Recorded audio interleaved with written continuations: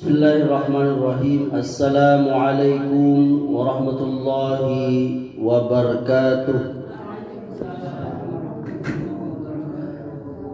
Innal hamdalillah nahmaduhu wa nasta'inuhu wa nastaghfiruh wa na'udzu billahi min shururi anfusina wa min sayyiati a'malina.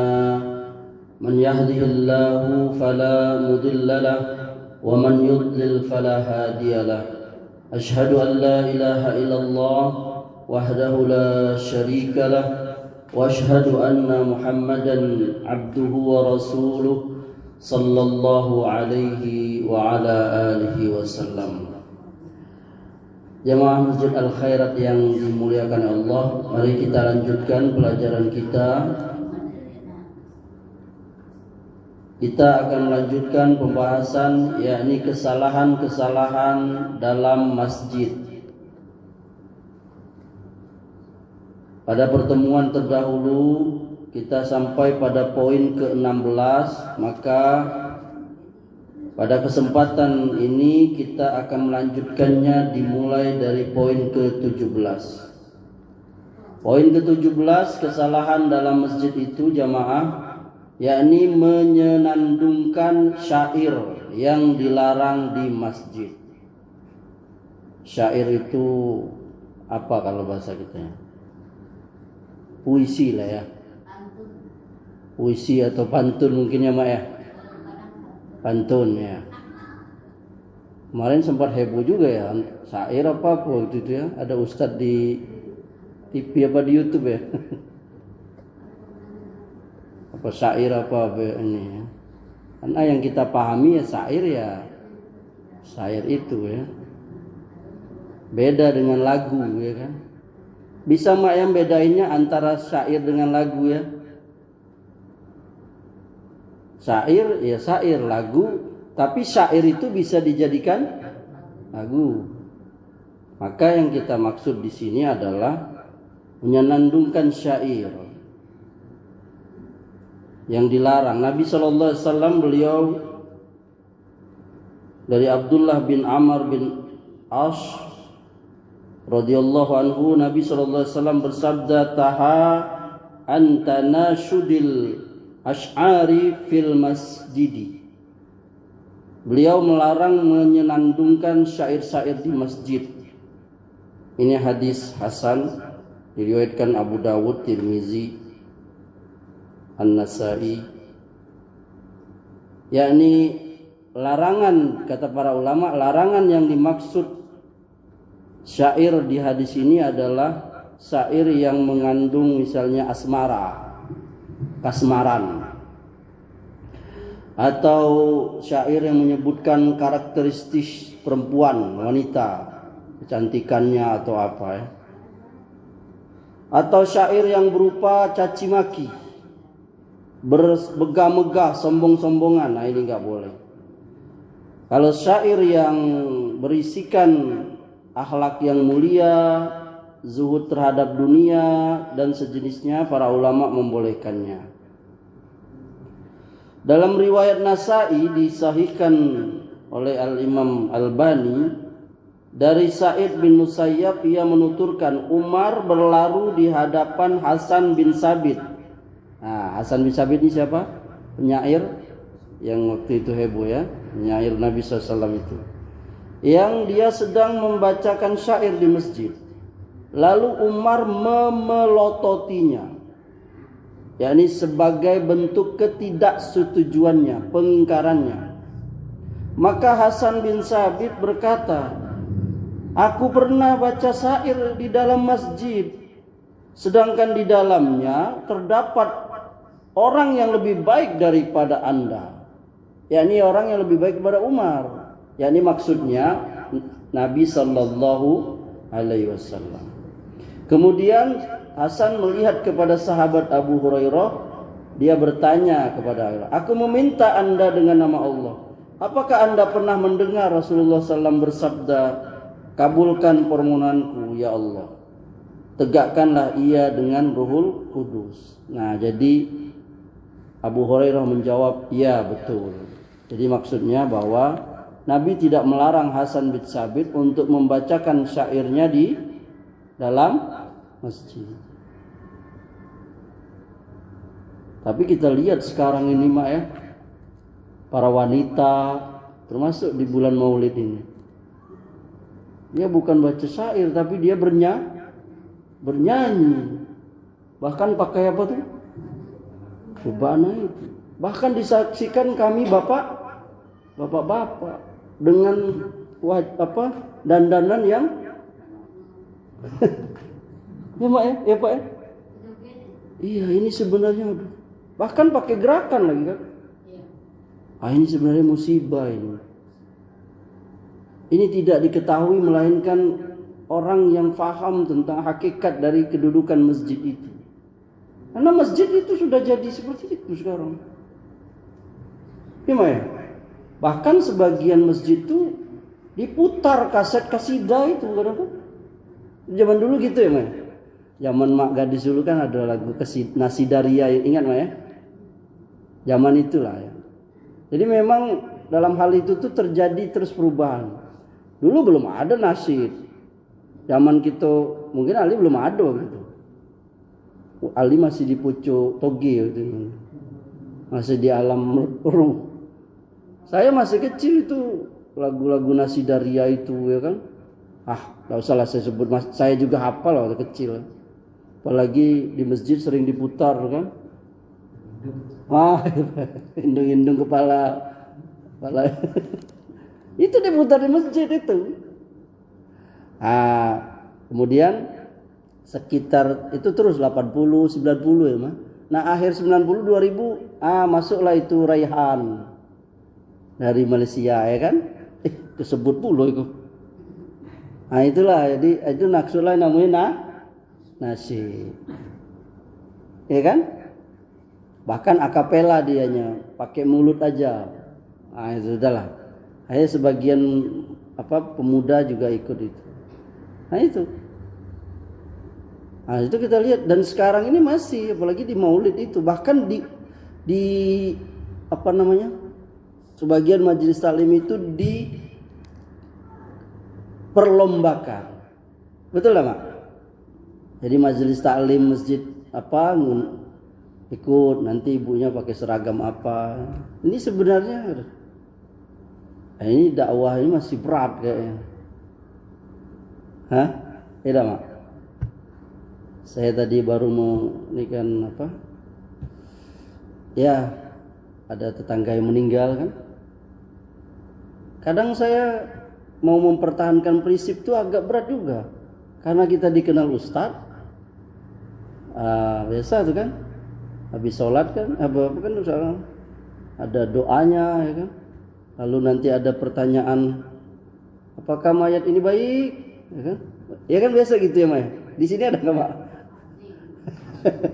Lalu keluar nanti orang suruh nyuruh dulu di bawah apa tuh?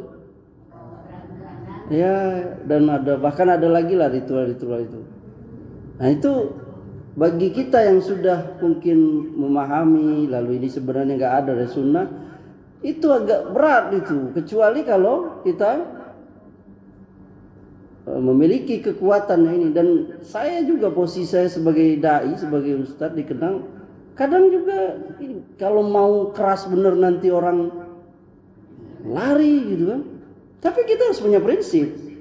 Maka setidaknya bagi saya itu kadang kalau saya di masjid itu dikenal sebagai ustaz, saya kadang minggir gitu. Khawatirnya itu. Kecuali kalau memang itu keluarga saya sendiri. Misalnya kayak dulu papa saya meninggal di Jakarta. Saya anak tertua dari 6 bersaudara. Dan adik-adik saya juga ada satu pemahaman. Udah ngaji salaf ya kan, udah ngaji sunnah gitu. Nggak ada, udah kubur aja udah selesai, udah balikin itu ke kelurahan kursi-kursi tenda tutup kursi juga balikin semula. Jadi teman-teman saya yang datang ke rumah, loh ini ada meninggal ada loh ini kayak enggak ada, ya sudah dibalikin lagi kursinya, udah balik semula gitu. Jadi kadang kita dalam mempraktekkannya itu untuk kepada orang itu apa yang kita ambil itu berat. Saya juga nih termasuk untuk menyampaikan hal yang seperti itu, yang kita yakini ya Mak ya. Cuman alhamdulillah sekarang itu kaum muslimin itu dia bisa mencek langsung. Oh ini si Amri ini pemahamannya kemana ini misalnya. Oh berarti dia ini sama kayak Khalid misalnya kan. Jadi kenapa? Karena dia bisa cek langsung kemana? Misalnya ke YouTube, ya kan, ke HP ya dak. Oh ini mau. Jadi kita lebih mudah gitu. Tetapi untuk ke keluarga sama tuh saya bilang tadi tetangga tadi. Ini gimana nih Ustaz? Saya kebetulan bantu-bantulah di belakang itu kan. Ada air tujuhnya enggak nih? Saya enggak jawab. Saya suruh ini saya itu. Tanya ke dia ini. Terus dia Iwan itu jawab, ambo kula ngaji 5 tahun gitu.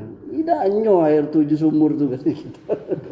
Saya juga enggak tahu apa itu air 7 sumur itu apa? Apa itu, Mak? Bukan air 7 sumur. Apa itu? Gelas. Oh. Kalau kami dulu tuh jadi suruhkan aja. Orang minta di kota tidak ada. Nah itu jadi itu kembali kepada makanya saya bilang tadi itu bagi kita yang susah kalau orang nggak ngerti itu ya itu tadi makanya kita harus sobrun jamil, harus bersabar di dalam karena memang sunnah itu asing dan kita kalau terlalu keras kita orang akan nggak menerima kayak saya apalagi saya begitu ceramah langsung ngegas ya kan. Padahal baru sekali ceramah situ. Kira-kira masih dipanggil enggak? Orang belum paham gitu.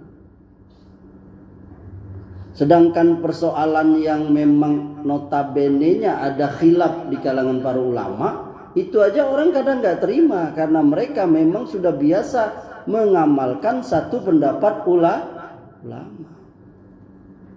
Dia melihat ada seorang ikhwan, dia sholat 2 rakaat itu dia tahiyatnya iftiros, tidak tawarruk, yakni yang mendudukkan kaki kiri di bawah pantat itu. Orang biasanya tawarruk, yakni keluar kaki. Dia meyakini itu pendapat itu bahwa yang namanya tawarruk itu kalau tahiyatnya ada 2. Nah, tapi orang umum kan enggak terbiasa dia melihat perbedaan seperti itu. Belum lagi yang sedekap misalnya waktu i'tidal, belum yang berisyarat, ya kan? Padahal ini perbedaan hal yang biasa. Tapi sebagian orang ya enggak. Nah, itulah makanya kita harus pandai-pandai di dalam bahkan masalah tarawih 2 atau 4 kan khilaf di kalangan ulama.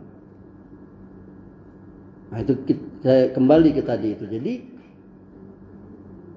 jangankan yang tadi yang subhat atau yang kita berbeda pemahaman kita mengatakan ini bid'ah misalnya atau ini bukan sunnah. Bahkan yang maksiat aja itu masih terpampang di depan. Kan kita nggak berdaya. Itu saya bilang tadi. Kalau kita pikir ini dalam rangka memuliakan Nabi. Tapi kok perempuan disuruh apa? Nyanyi di depan bapak, di depan ustaz gitu. Nah ini perlu kita. Apakah benar yang kita amalkan ini sesuai dengan sunnah Nabi Sallallahu Alaihi Wasallam, di mana ibu-ibu itu berdandan menor lalu dia berlenggak-lenggok di depan laki-laki yang menonton itu. Dikatanya di acara untuk memuliakan Nabi, bahkan di tempat yang mulia yakni masjid. Sedangkan syair saja tadi ulama melarangnya, yakni syair-syair yang enggak bagus itu tadi. Nah ini perlu kita ngaji.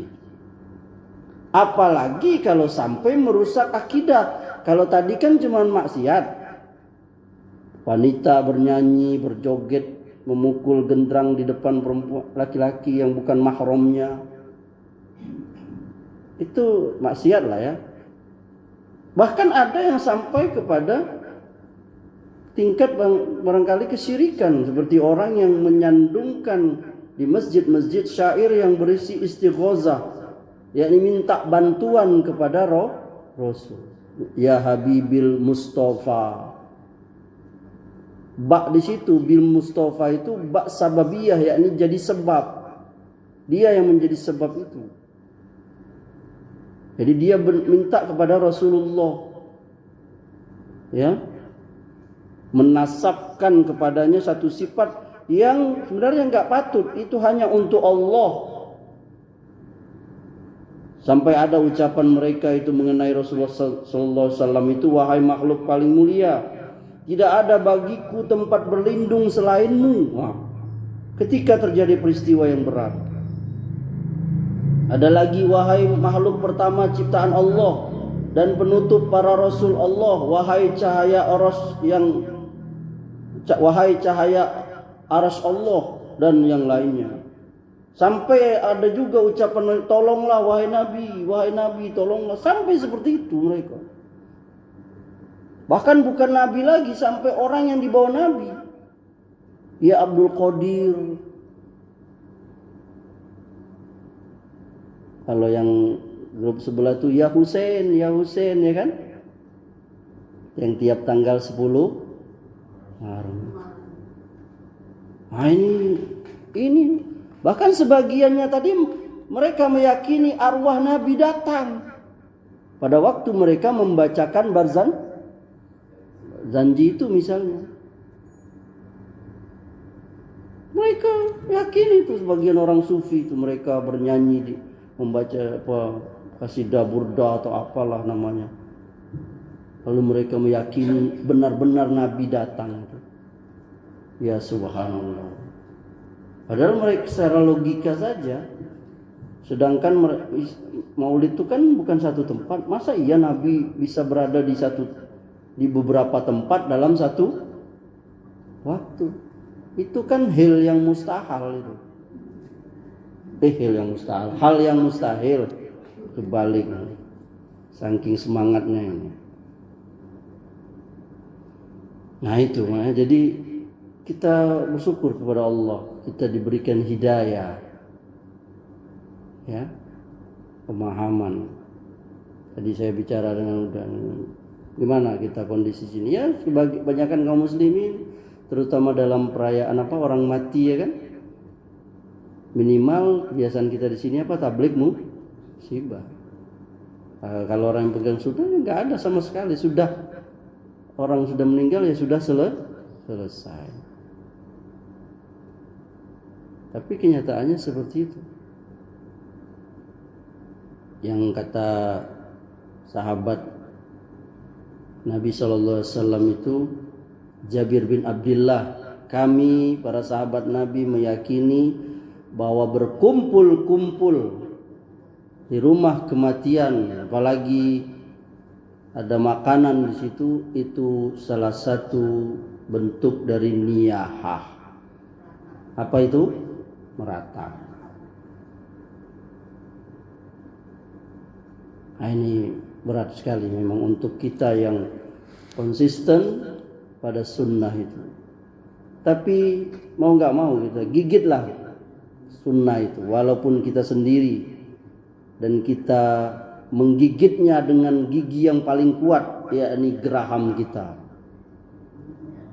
Karena memang dari asing, bahkan asing di tengah keluarga dia sendiri. Tapi kita harus sabar, nggak boleh emosi, nggak boleh memaksa. Ingat itu dah, ya kan? Nggak boleh memaksa. Sebagian orang itu dulu kita sama seperti misalnya sebagian manusia terkaget-kaget dianya begitu melihat ada ikhwan membuka sendalnya ketika masuk kuburan.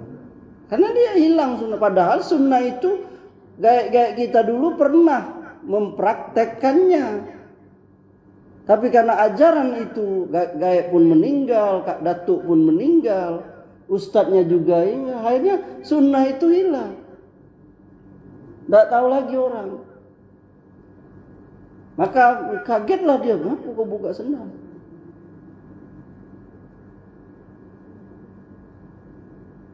Karena sunnah itu jadi asing. Bahkan yang pelajaran yang paling kecil yang kita anggap remeh itu cara wudhu. Sunnah itu asing bagi sebagian orang. Karena mereka biasa menyapu kepalanya itu, ujungnya itu kan. Ya kan? Ada yang tambah sini ya, Mak ya? Begitu melihat ada orang yang wudhu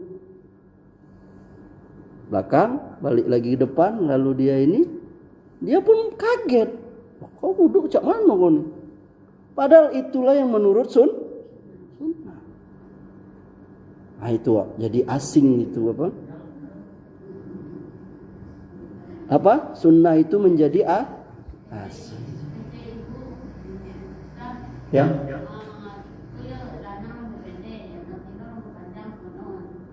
Iya, perempuan juga nggak harus dikibas seperti megaloman. Wow, enggak. Cukup, udah. Ya, kalau misalnya rambutnya apa? Panjang, nggak harus dia apa? Dikibas sampai. Enggak, cukup. Balik lagi depan. Itulah sunnahnya Nabi menyapu kepala itu. Iya. Baik itu dengan mengambil air yang baru ataupun sisa dari membasuh tangan. Nah itu pelajaran udah lewat kita kan. Nah apa kita ulang-ulang lagi untuk menambah keyakinan kita dan menguatkan apa yang sudah kita praktekkan. Kenapa saya memberi contoh seperti ini? Karena ini udah asing tadi itu.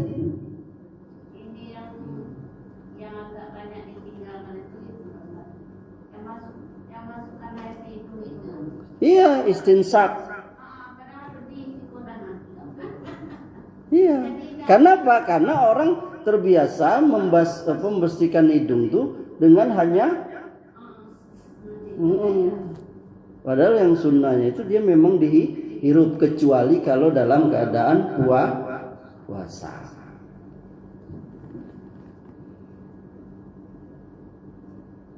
Nah itulah.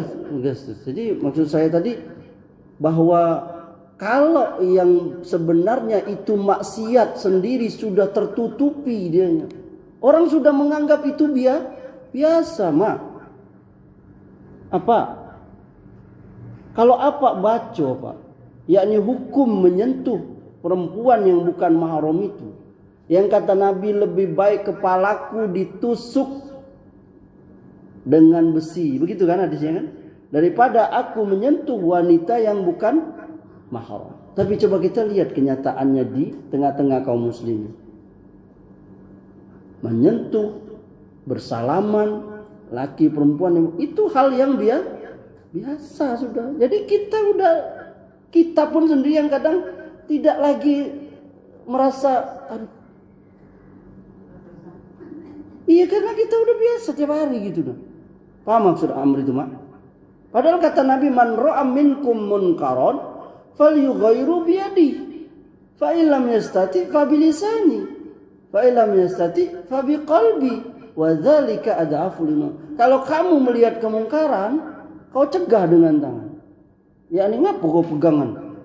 Ngapo kau? Kalau enggak sanggup dengan lisan. Tidak boleh perempuan. Kalau enggak sanggup juga kita cukup dalam hati. Itu selamanya. Tapi kenyataannya sekarang dalam hati aja kita udah nggak ini. Kenapa? Karena itu sudah tersebar luas. Dan saya juga bersyukur juga ada hikmahnya juga. Saya masukkan anak saya sekolah di MTS Negeri Bengkulu 1. Ternyata di situ sudah dididik yakni anak laki-laki nggak boleh salaman dengan perempuan. Bahkan gurunya saja nggak boleh. Terus di MTS bagus.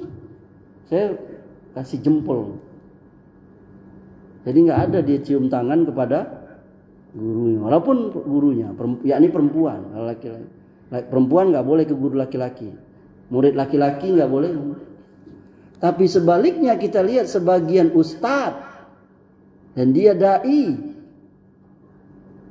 dan dia berceramah, tapi dia dengan santainya, yakni dia bersalaman dengan perempuan. Dan itu menjadi dalil bagi orang, oh itu Ustadz Fulan aja, kau apa kau? Ya Mai. Bahkan kita dianggap itu aliran apa itu si Amri itu? Kok gak mau salaman? Ya kan? Itulah asingnya yakni ajaran Islam itu.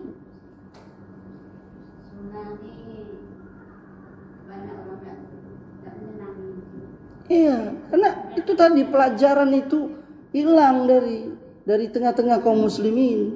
Ada sebagian ustadz yang menjelaskan, para dai pun terlihat mana dai yang benar-benar itu.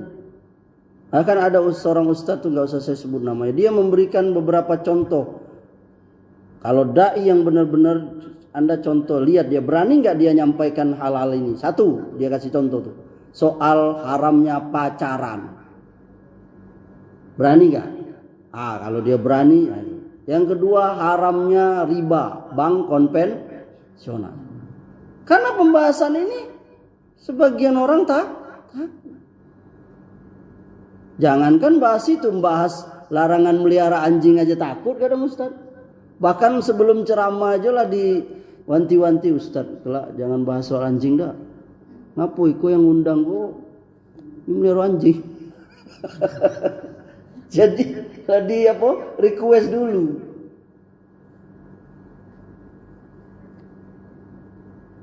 Gimana dah? Lama dakwah sudah. Dan memang dakwah sunnah itu tidak banyak yang ngaji. Ya ada juga yang banyak, yang rame juga Pak, rame. Jangan kita kecil hati pula. Kalau kajian Ustaz Khalid di Blok M rame, Ustaz Hakim dia rame. Dan nggak apa-apa. Nah, iya karena anak muda itu dia jiwanya. Anak muda itu kata para ulama dia tinggal di mana dia, berada di mana dia. Kalau dia di tempat maksiat, dia akan membela itu. Lihat para pemuda yang di jalan-jalan pakai motor buruk itu. Apa nama itu? Anak apa? Anak pang tuh. Ya Allah. Iya Pak ya? Apa orang pasar tahu lah dak? Wih itu yang hidungnya bolong, yang itu karena dia itulah pemuda itu di mana dia berada kalau lagi lo bola itu tahan dia bunuh-bunuhan itu. Tapi kalau dia berada di atas sunnah, berada kebenaran, ngikut Nabi, nah itu yang beruntung pemuda itu. Karena jiwa muda itu memang itu. Dan di zaman Nabi juga yang ikut Nabi itu kebanyakan pemuda. Yang orang-orang tuanya banyak bantah, dikit orang tuanya ini ikut. Makanya dalam hadis yang kita terkenal Bukhari Muslim, 7 golongan itu yang tidak ada naungan kecuali naungan Allah di padang mahsyar, salah satunya itu yakni pemuda yang tunduk kepada tergantung dengan masjid. Anak memang berat itu. Saya kemarin ngisi subuh Ahad di Masjid Baitul Miftahul Jannah, Masjid Muhammadiyah di Padang Jati, dalam masuk. Itu mak-mak kalau, datuk-datuk kalau, lebih tua dari Pak lagi, 70. Cuma ada satu pemuda. Kenapa saya bilang dengan jamaah itu? Kenapa saya tahu ikut ujangan? Karena dia duduk tak nyender. Yang lainnya tuh kadang-kadang kalau ketawa-tawa kalau. Iya saya tak nyalain mak bilang. Tak apa-apa. Tidur juga tak apa-apa, tidur lah saya. Itu. Jadi berat itu pemuda itu tadi. Apalagi masjid. Untuk gairah ke masjid. Sebagian pemuda mereka tampil jadi acara-acara tadi itu ya yang kita bilang. Tapi begitu sholat nggak muncul dia. Itu satu Ustaz. Kenapa di pengajian sunnah itu kalau demo ini tidak dibolehkan? Apa? Demo. Jadi ketika orang bertanya, katanya kan sekarang kan pemerintahan kita kok tidak benar. Kenapa tidak boleh demo? Jadi berarti itu maminkan aja itu dah buat pemerintahan itu. Mana itu jawaban itu? Ya, pertama demo itu sebenarnya bukan dari kita. Dulu sahabat namanya Sa'ad bin Abi Waqqas, dia masuk Islam. Lalu emaknya demo. Bagaimana emaknya demo? Yakni tidak mau makan. Aku mau makan kalau kau murtad lagi, kata maknya Sa'ad bin Abi Waqqas. Apa kata Sa'ad? Terserah mak, katanya. Mak nak makan, ayo. Tidak makan ya sudah, aku tidak akan keluar lagi dari Islam ini. Wah, itu hebatnya Sa'ad. Jadi sunnah-sunnahnya demo-demo itu sebenarnya tidak ada dalam Islam. Kenapa? Tujuan mereka demo itu apa? Coba tanya dulu, emak jawab dulu. Tahu tak emak? Apa tujuan demo itu?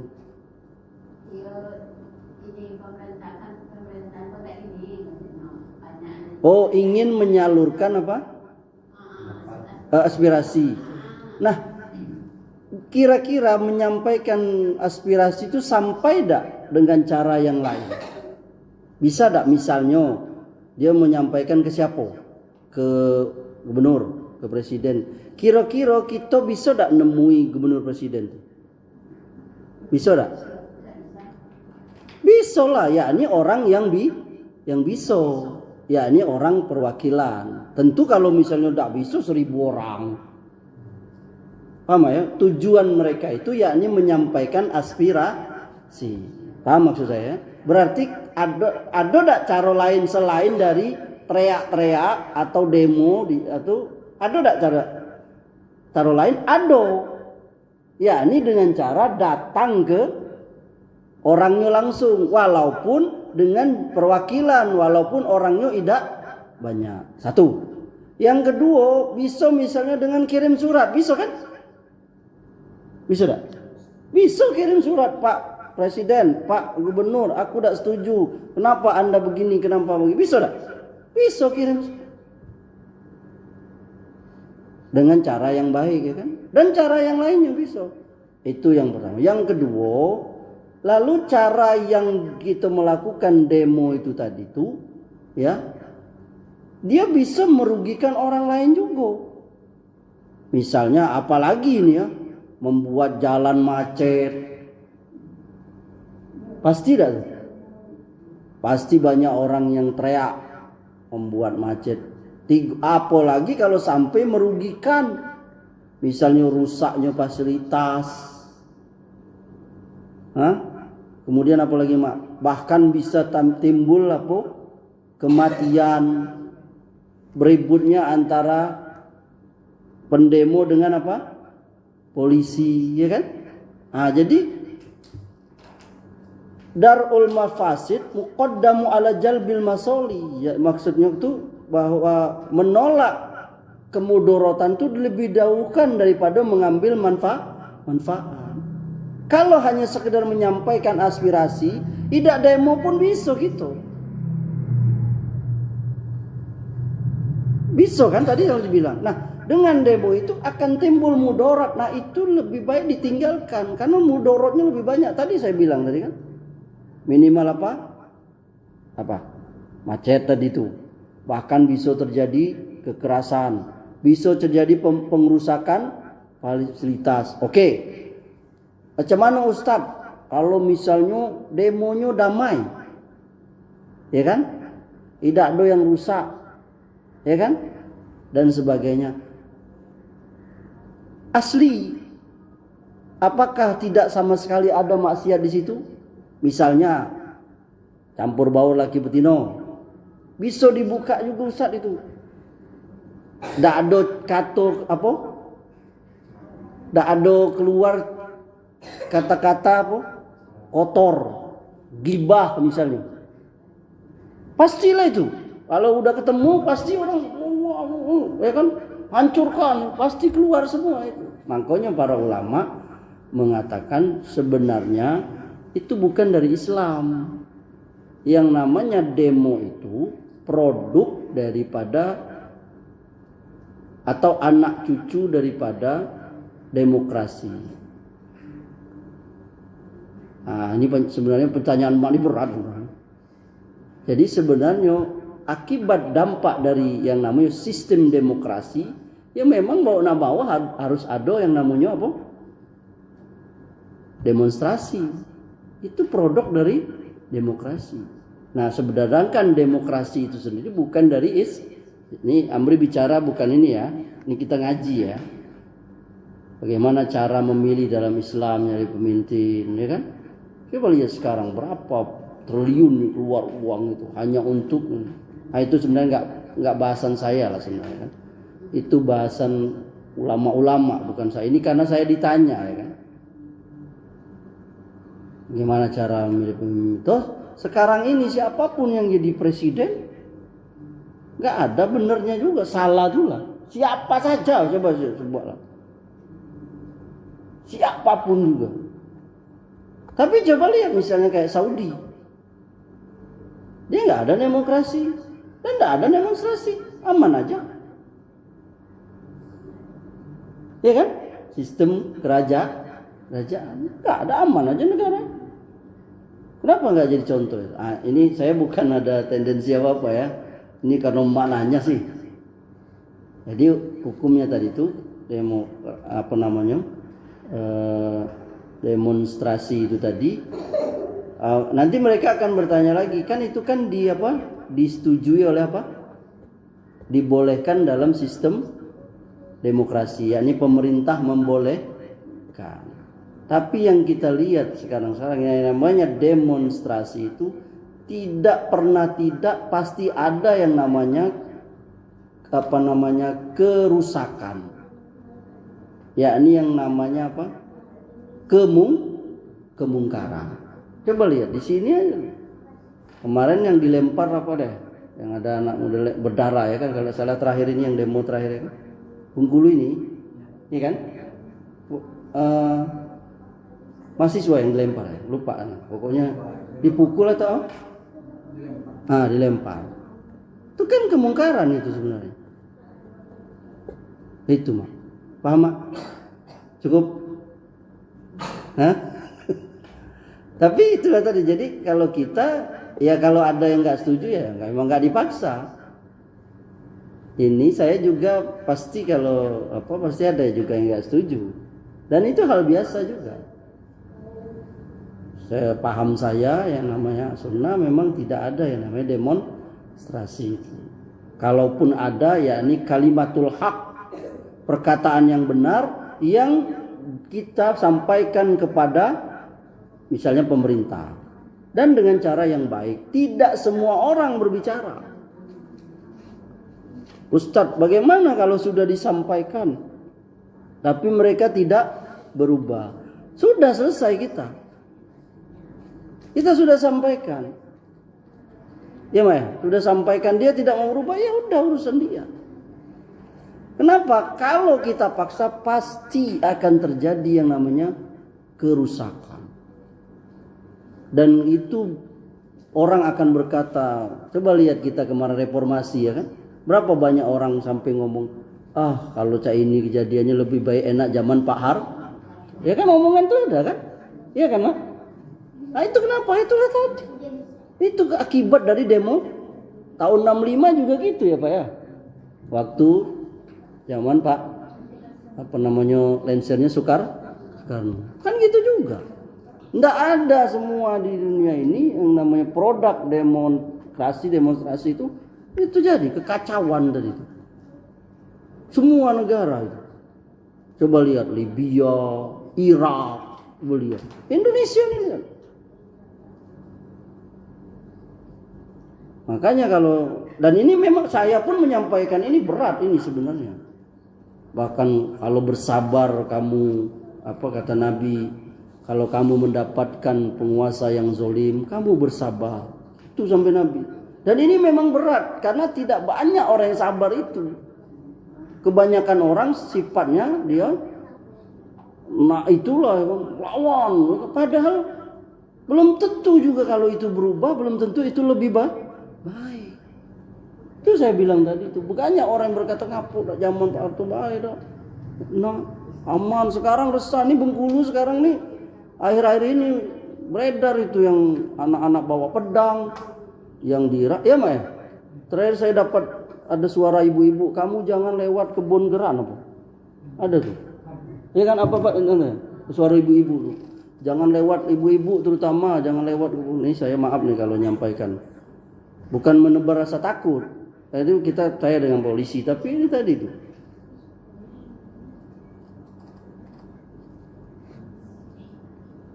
Nah itu Mak. Jadi memang sebenarnya babnya beda itu.